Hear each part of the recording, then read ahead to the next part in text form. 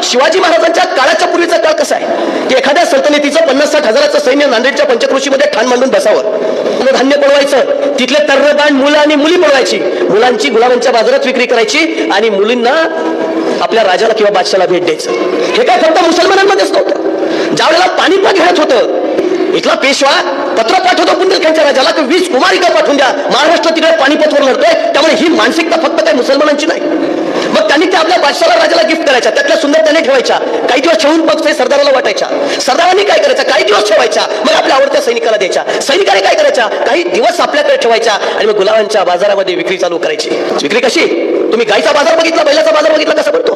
देखो साहब 20 साल की है, जवान है अभी, जब लाई थी तब 16 साल की थी, बोलो कितना देंगे, 100 रुपये साहब लेके जाओ, घेऊन जायचा कोणीतरी.